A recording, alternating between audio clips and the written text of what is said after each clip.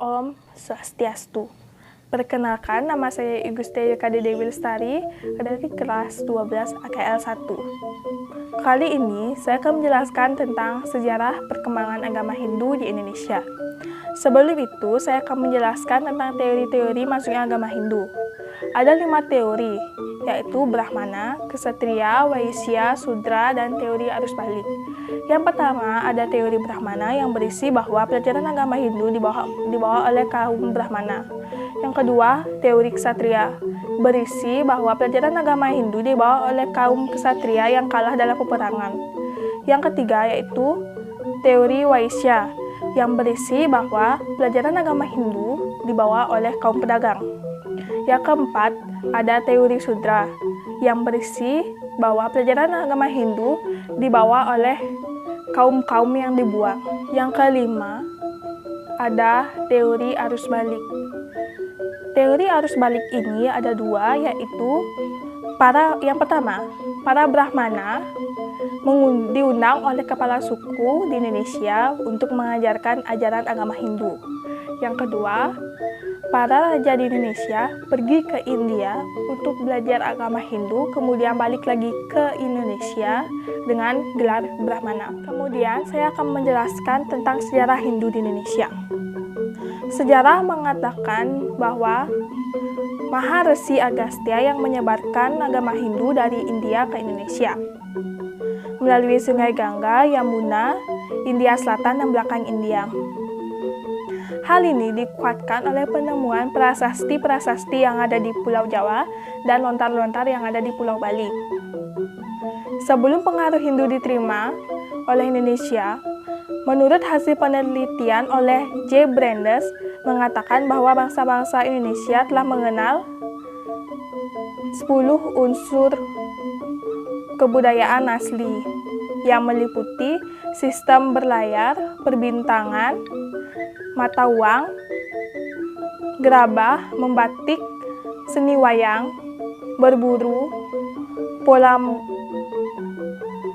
menetap, bertani, dan religi. Bentuk-bentuk peninggalan sejarah agama Hindu. Yang pertama ada di Kutai. Kutai merupakan kerajaan yang terletak di Kalimantan bagian timur yang dirajai oleh Aswawarman yang merupakan putra dari Kudungga.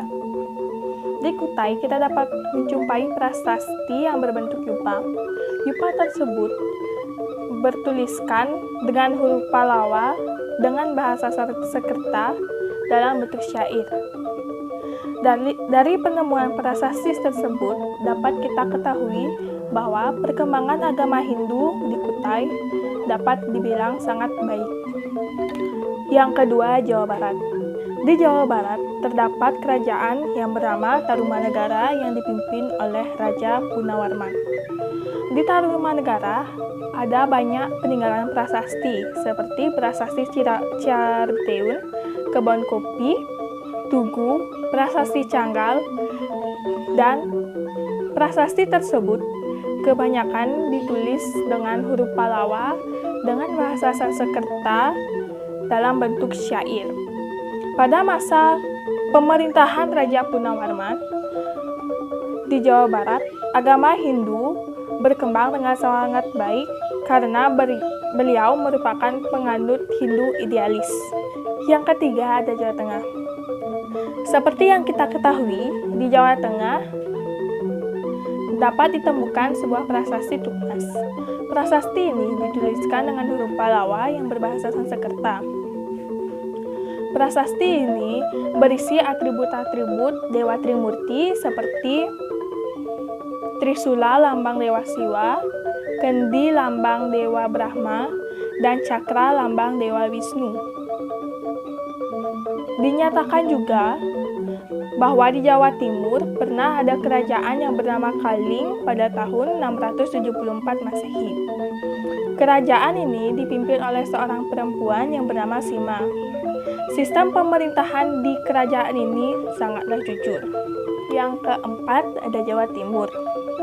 Di Jawa Timur terdapat kerajaan yang bernama Kanjuran. Prasasti Dinoyo merupakan salah satu peninggalan dari kerajaan Kanjuran.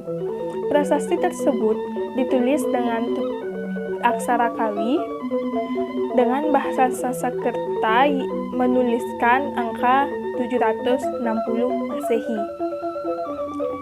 Yang kelima ada Bali. Agama Hindu di Bali dikembangkan oleh Maharshi Markandeya yang bertempat tinggal di Pura Besakih. Masuknya agama Hindu di Bali disertai dengan agama Buddha.